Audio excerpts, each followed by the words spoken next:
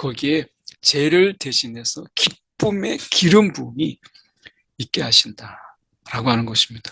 오늘 우리 가운데 이 사순절에 성령이 우리 가운데 있음으로 인해서 우리 가운데 기쁨의 기름 부으심을 성령을 통해서 하나님이 우리 가운데 베푸시는 것이죠.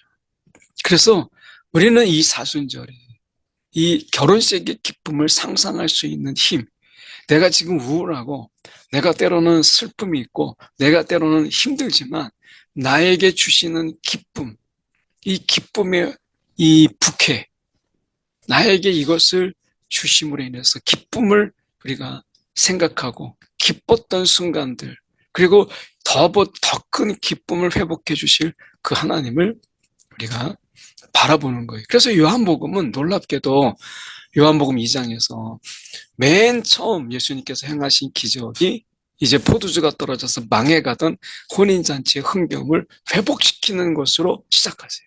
오늘 사순절 묵상 세 번째 시간 함께 같이 하도록 하겠습니다. 오늘 제목은 기쁨의 기름이라는 제목으로 함께 말씀 나누도록 하겠습니다. 무릇 시온에서 슬퍼하는 자에게 화관을 주어 그 죄를 대신하며 기쁨의 기름으로 그 슬픔을 대신하며 찬송의 옷으로 그 근심을 대신하며 그들이 의의 나무 곧 여호와께서 심으신 그 영광을 나타낼 자라 일컬음을 받게 하려 하심이라. 우리가 잘 알고 있는 말씀 이사야 61장 3절의 말씀입니다. 하나님께서 우리 가운데 대신에 이렇게 말씀하죠.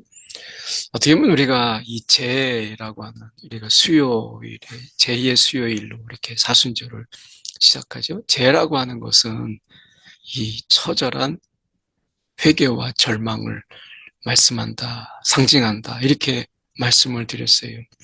이스라엘 백성들에게 있어서 이 슬픔의 표현은 우리가 굉장히 과하다 싶을 정도로 그렇습니다. 그래서 옛 이스라엘 백성들은 옷을 찢고 죄를 뒤집어 쓰고 이런 것을 통해서 극도의 슬픔을 표현했어요. 그리고 자신이 이건 정말 잘못했다라고 회개할 때도 그들은 어떻게 보면 옷을 찢었어요. 죄를 뒤집어 썼어요. 그래서 어떻게 보면 그들에게 있어서 이러한 표현들은 굉장히 큰 표현으로 나타납니다. 그래서 극도의 슬픔, 회개할 때 옷을 찢고 죄를 뒤집어 썼어요. 굉장히 요란하게 보이죠? 요란하게 슬퍼하지만 그러나 한편으로는 굉장히 철저하게 회개하는 것을 보게 돼요.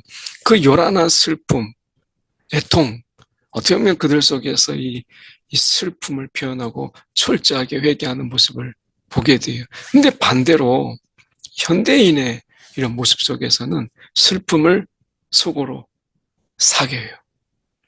그리고 그 표현을 극도로 절제하는 모습을 보게 되죠. 우리가 좋은 표현으로 듣기 좋게 우리는 쿨하다 이렇게 표현하죠. 슬픔을 슬프다고 말하지 못하고 그냥 쿨하게 잊어버려요. 그런데 그 슬픔이 과연 그렇게 쿨하게 사라질까요? 그렇지 않습니다. 우리가 오히려 이 슬픔을 속으로 사귀고 표현을 절제하는 가운데 때로는 우리가 속병에 걸리기도 하고 우리가 우울에 빠지기도 하고 이 슬픔을 슬픔으로 표현하지 못하게 되는 이런 어려움 속에서 때로는 마음의 한편으로 우울증에 빠지기도 하고 때로는 조울증에 빠지기도 하죠.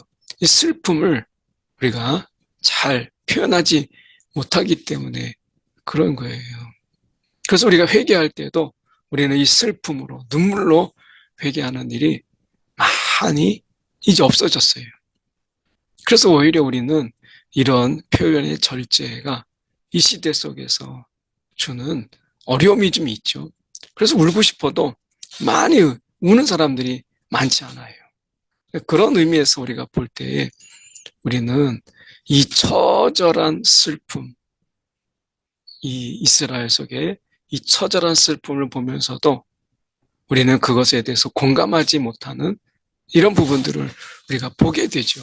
그러니까 한편으로 볼 때는 우리가 이러한 슬픔을 제대로 이해하지 못하니까 사실은 그들 속에 있는 기쁨, 이것을 우리가 사실은 크게 와닿지 못하는 경우가 많아요.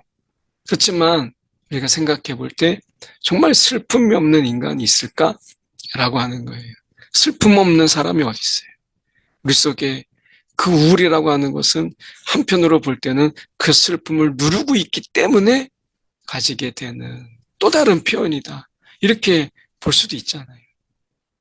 그런 의미에서 본다면 이 바벨론, 이 포로의 시기는 이 기쁨의 결혼식이 없었어요. 그들에게 있어서 나라를 빼앗기고 마음이 다 얼어붙은 이런 상황에서 또 정책적인 이방인들과의 이런 이 혼인 이런 것들이 또 강제적인 부분들도 있었던 이 아수르는 특히 이런 게 더 강했잖아요. 이런 상황, 이런 처지에 있는 이스라엘 백성들이 정말 마음을 다해서 우리가 즐거운 잔치를 벌일 수 있었을까요? 한편으로 생각해 볼 때 하나님이 3대 절기를 통해서 이스라엘에게 축제를 허락하신 것, 이게 정말 얼마나 큰 은혜였는가. 그들은 바벨론 포로로 끌려갔을 때 이 기쁨의 결혼식이 없는, 축제가 없는 이런 모습을 통해서 이제 기쁨을 잃어버린 삶, 하나님이 그렇게 축제를 허락해 주셨다는 게 얼마나 귀한 것인가라고 하는 것을 새삼 깨닫게 되는 거죠. 계시록의 18장 23절에 보면 신랑과 신부의 음성이 결코 다시 내 안에서 들리지 아니하리로다. 이렇게 말씀하셨어요. 이 바벨론으로 상징되는 어떻게 보면 로마로 표현되지 못하고 바벨론이라고 표현됐잖아요. 그러니까 어떻게 보면 이 하나님의 나라를 반대하는 이것을 박해하는 그런 자들의 모든 것을 통칭해서 우리가 바벨론으로 표현되죠. 당시에는 로마였고 그리고 그 이후에도 우리가 박해하고 그리고 우리가 환난을 허락하는 이런 어떻게 보면 핍박하는 이런 자들에게 이 말 어떻게 보면 더러운 영들 또 이런 하나님의 나라를 거부하는 자들에게 하나님이 이제 심판하실 때 이렇게 표현합니다. 신랑과 신부의 음성이 결코 다시 내 안에서 들리지 아니하리로다. 이렇게 표현하세요.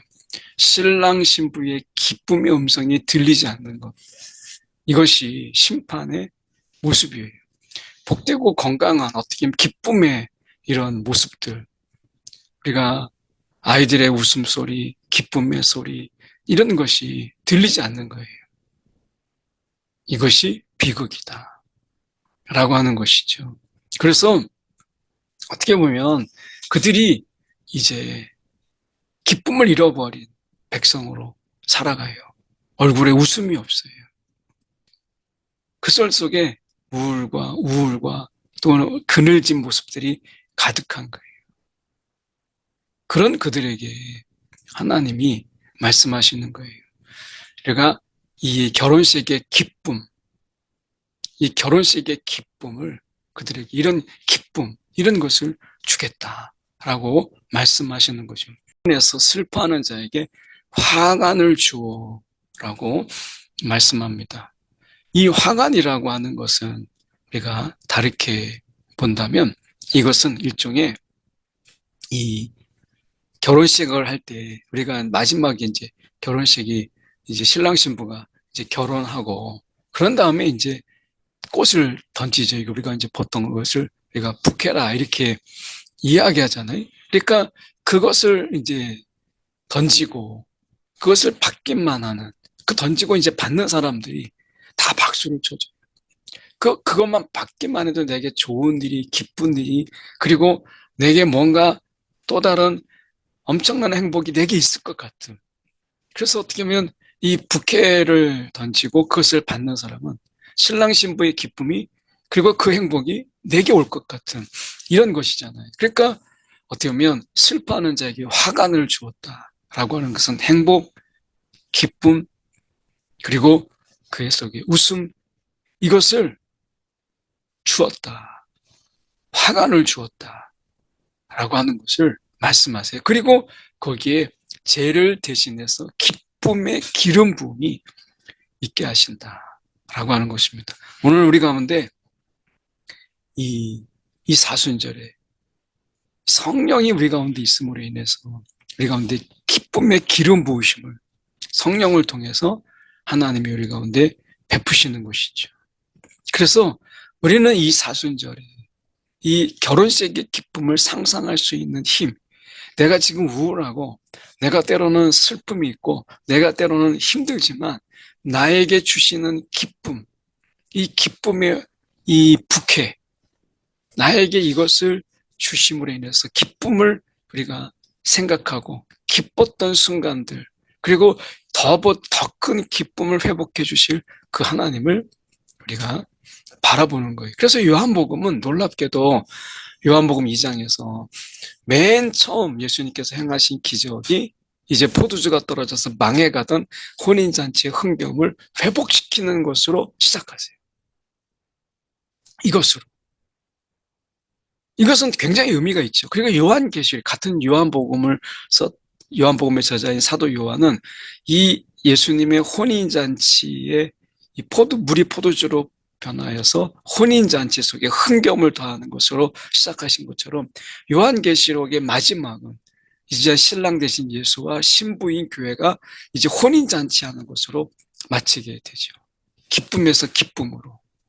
오늘 우리가 이 사순절이라고 하는 것, 우리 속에서 이런 우울하고 때로는 슬픔과 고통, 이런 속에서 우리가 있을 때 어떻게 보면 이 슬픔과 죄라고 하는 이런 속에서 낙심, 낙담 또는 좌절, 절망, 근심 이런 것이 있을 때 우리 가운데 기쁨의 기름 부으심과 이런 기쁨의 화관을 우리 가운데 주시는 하나님, 기쁨의 기름 부음을 우리 가운데 허락하시는 이 하나님을 우리가 바라보는 거예요. 지금은 이렇지만 우리가 이런 가운데 영적인 상상력이라는 게 있죠. 이것을 통해서 우리 가운데 베푸실 그 주님의 이 기쁨을 우리가 바라보는 것이죠. 그래서 모든 아픔을 통해서 우리에게 이 참 기쁨을 주시려는 하나님의 약속과 그 계획 가운데 우리가 있다라고 하는 것. 이것이 사순절의 의미죠. 이 모든 아픔이 끝이 아니다. 이 속에서 이 아픔을 통하여서 기쁨을 주시려고 하는 하나님의 약속과 계획이 우리 가운데 있다라고 하는 것. 이것을 우리가 바라보게 하는 것. 이것이 이제 사순절이다라고 하는 것을 말씀하는 것이죠. 우리가 기다림, 이런 약속과 그런 계획 가운데서 우리는 기쁨으로 기다림. 지금은 슬프지만, 지금은 내가 낙심되지만, 내가 절망 가운데 있지만, 내가 이 약속과 계획을 바라보면서 우리가 바라보는 그 기쁨이 있잖아요. 이 기쁨을 가지고 오늘 슬픔과 절망을 이겨내도록 하시는 거죠. 오늘 우리 가운데 내 안에 기쁨의 기름 부음을 주시옵소서. 오늘 우리 가운데 이런 기쁨의 기름 부음을 통해서 세상이 우리가 이런 낙심의 이런 부분들이 막 우리 가운데 부어지지만 이 기름과 물은 우리가 물이 부어지지만 그 위에 기름이 부으면 기름이 뜨잖아요. 오늘 세상은 우리 가운데 쓰나미처럼 절망과 슬픔의 쓰나미를 우리 가운데 막 밀어넣지만 기쁨의 기름 부음을 통해서 이 모든 것에 의해서도 눌리지 않는 기쁨의 기름 부음이 우리 가운데 있는 거예요. 잠식당하지 않고 그 속에 잠기지 않는 기름 부음이 우리 가운데 있는 거죠. 오늘 기쁨의 기름 부음으로 저와 여러분이 살아가는 오늘 이 사순절 기간 되길 원합니다. 기도하겠습니다. 사랑에 많으신 하나님 아버지 감사합니다. 오늘도 기쁨의 기름 부음으로 능히 우리가 살아가게 하여 주옵소서. 우리가 슬픔과 그리고 이 세상 속에서 절망의 쓰나미가 우리를 덮친다 할지라도 기쁨의 기름 부음으로 능히 세상에 잠식되지 않고 침식되지 않아 잠기지 않는 기쁨으로 우리가 살아가게 하여 주시옵소서. 이 기쁨의 날을 오늘도 바라보는 하나님의 흐뭇함이 우리 가운데 있도록 인도하여 주옵소서. 살아계신 예수 그리스도를 받들어 기도드리옵나이다. 아멘.